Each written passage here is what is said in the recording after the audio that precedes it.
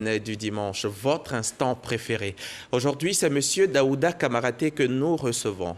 Monsieur Kamaraté est conseiller technique au ministère du Budget, mais il est également le président de l'OPF, l'Observatoire des plaintes foncières. Et ça, Monsieur Kamaraté, c'est pour faire court. Sinon, la dénomination exacte, c'est l'Observatoire des plaintes non juridictionnelles en matière foncière. Vous allez nous l'expliquer maintenant que vous êtes là.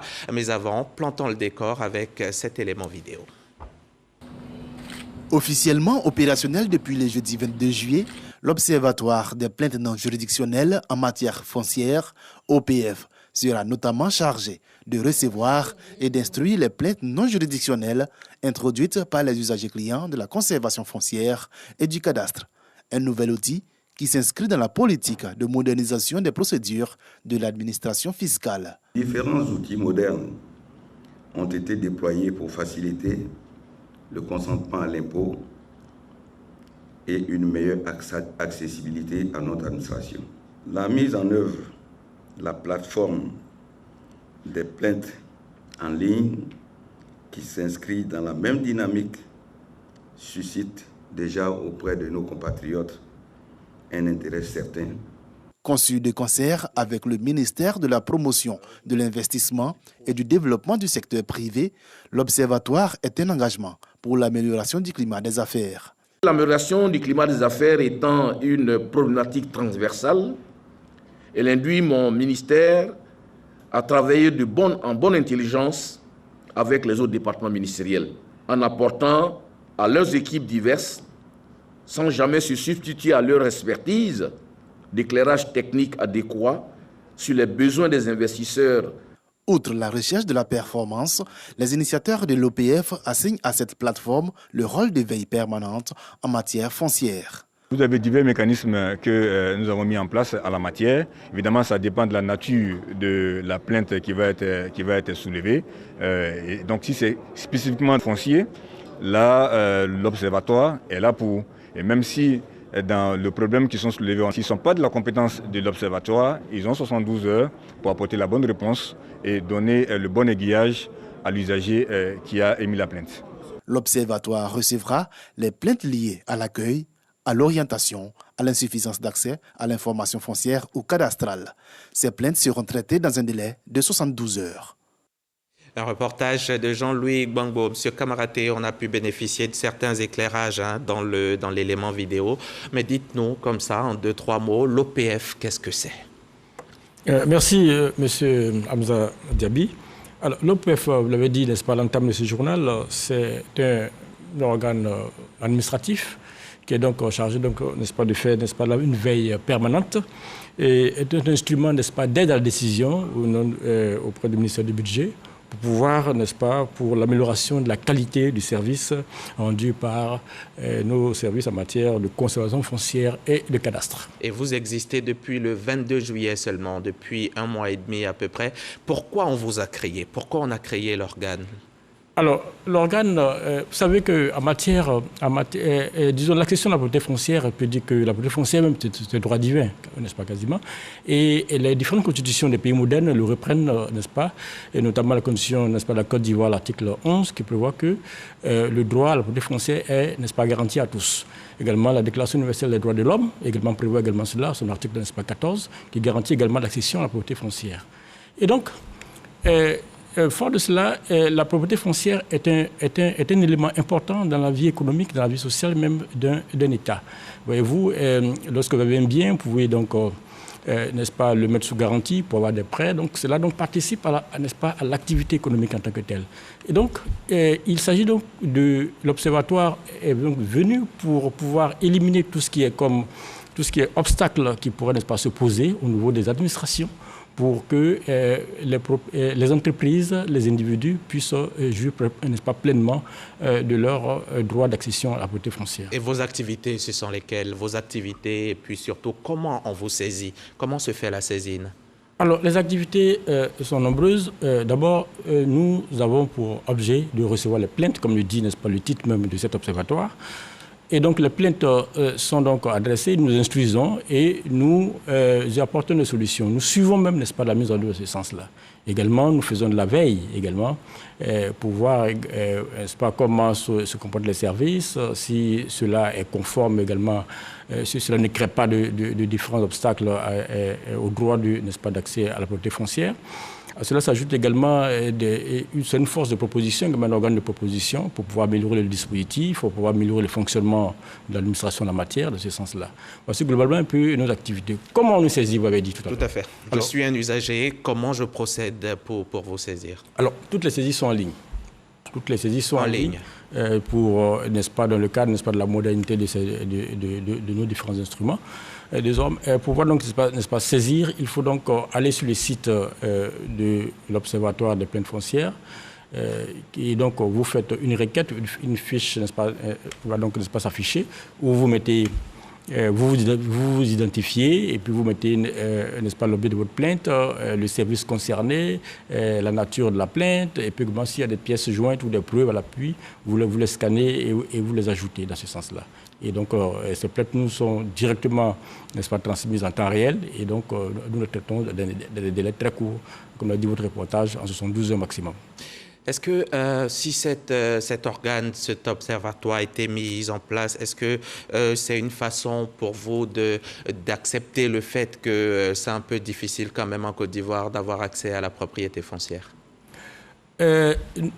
Difficile, je ne dirais pas que cela dans ce sens-là.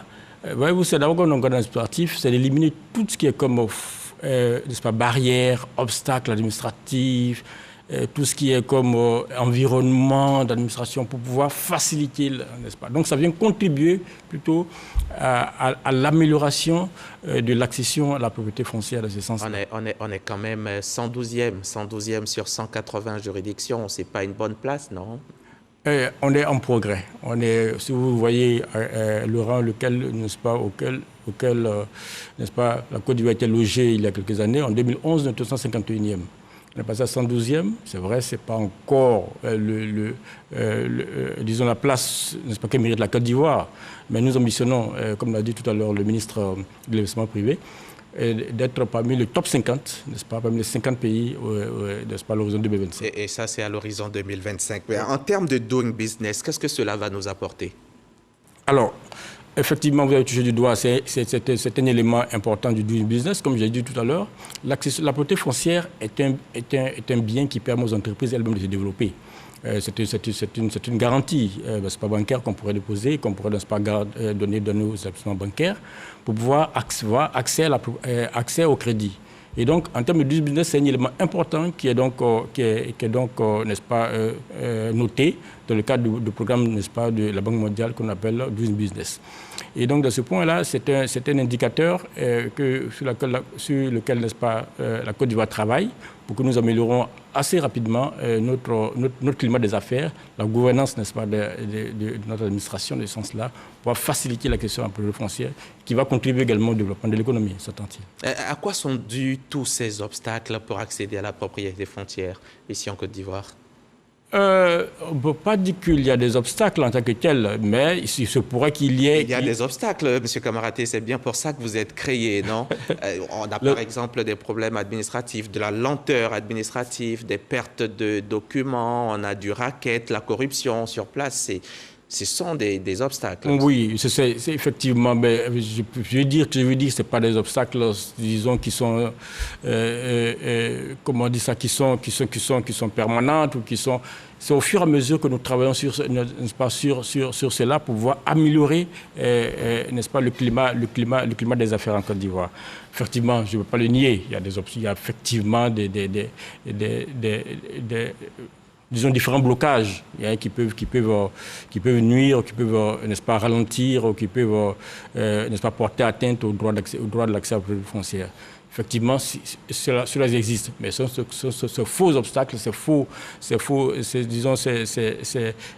fausses contraintes-là qui relèvent même du domaine de l'administration qu'il s'agit aujourd'hui de pouvoir, n'est-ce pas, éliminer progressivement dans ce sens-là. Et c'est bien pour ça que vous êtes là, que vous avez été créé. Depuis le 22 juillet, combien de plaintes déjà vous avez reçues et combien en avez-vous résolu? Alors, le 22 juillet, c'était donc le lancement officiel fait par le ministre du Budget. Sinon, vous êtes créé depuis janvier quand même, selon l'arrêté. Voilà, selon l'arrêté, nous sommes créés depuis le 3 février 3 février 2021. Mais le lancement officiel d'activité a eu donc le 22 juillet par le ministre Moussa Sanogo, ministre du Budget pour le fait de l'État. Et donc, jusque-là, nous avons reçu environ globalement une dizaine de plaintes. Certes, parce que d'abord, l'observatoire n'est pas bien connu, mais il faudra que nous avons, donc voilà pourquoi nous passons sur le plateau, pour appeler les usagers clients, les usagers, n'est-ce pas, des services de la consommation foncière du cadastre, à vraiment s'approprier cet observatoire-là et à ne pas hésiter à faire des plaintes, à formuler des plaintes sur leur, n'est-ce pas, des plaintes qui peuvent, n'est-ce pas, s'opposer à leur droit d'accès à la propriété foncière. Et vous avez un organe de suivi, une sorte de service après-vente? Oui, effectivement, l'OPF, comme on l'appelle, l'Observatoire des plaintes foncières, est structuré en un secrétariat permanent qui donc reçoit donc les différentes plaintes des usagers, fait le suivi.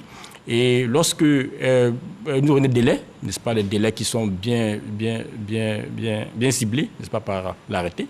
Et lorsque nous dépassons ces délais... Et les délais, on va le rappeler, c'est 72 heures. 72 heures. Et 30 jours pour les éléments en cas de racket, par exemple, en cas de problème de racket, corruption, vous avez 30 jours pour résoudre le problème. Parfaitement. Qu'on dirait donc de rançonnement, tout ce qui est dans ce sens-là, pour pouvoir établir la preuve, il faut un délai un peu plus long. Donc nous avons pas cet organe dont je parlais tout à l'heure, l'organe que le secrétaire permanent qui lui reçoit les plaintes. Lorsque vous n'êtes pas satisfait de la réponse ou des indications données par le secrétaire permanent, vous pouvez donc, n'est-ce pas, saisir un appel la présidence de l'Observatoire, n'est-ce pas, des plaintes qui est constituée, peut-être que vous allez poser la question, de ce nombre, n'est-ce pas, de personnes et de cadres et d'administration pour pouvoir, n'est-ce pas, se pencher sur vos plaintes en tant que telles. Et il faut savoir que vous ne réglez pas les litiges, vous êtes un organe qui s'occupe des plaintes non juridictionnelles. Parfaitement. D'accord. Et vous gérez uniquement les plaintes liées au ministère du Budget, hein, pas de la construction. Pourquoi? Quand on sait que de ce côté-là aussi, il peut y avoir de nombreuses plaintes. Oui, vous connaissez effectivement la chaîne foncière. Ça va d'abord du ministère de la Construction et puis les services de la consommation foncière et du cadastre se chargent de tout ce qui est comme création de titres fonciers, l'enregistrement dans les différents livres fonciers, également la publication des différents documents et également transmettre ces documents-là aux différents usagers. Ça, c'est l'aspect conservation foncière. L'aspect maintenant cadastral, c'est de mettre en place un registre pour délimiter les terrains, délimiter les différentes parcelles par rapport aux parcelles voisines, etc. etc. Bon, donc, tout ce travail est fait. Bien sûr, en amont également le ministère de la Construction qui lui délivre les arrêtés de construction définitive. Mais progressivement, nous allons donc étendre notre champ d'activité sur ce domaine-là. Mais il faut dire déjà que le ministère de la Construction, n'est-ce pas, est un partenaire, n'est-ce pas, qui siège également dans l'Observatoire, notamment au niveau de la présidence où il est représenté dans cet organe-là. Merci. Monsieur Kamaraté. Monsieur Daouda Kamaraté, président de l'OPF, l'Observatoire des plaintes foncières. Vous êtes venu nous en dire un peu plus sur votre jeune structure qui, je le rappelle, n'a même pas encore 2 mois d'existence, mais qui déjà augure de très bons lendemains. Un organe qui sera certainement apprécié des usagers. Et tous nos voeux de succès, en tout cas, dans votre mission. Et c'est avec plaisir que nous vous inviterons de nouveau dans quelques mois pour voir l'évolution des choses. À très bientôt. Je vous remercie, monsieur. À bientôt aussi, vous, chers téléspectateurs. C'est toujours avec un pincement au cœur.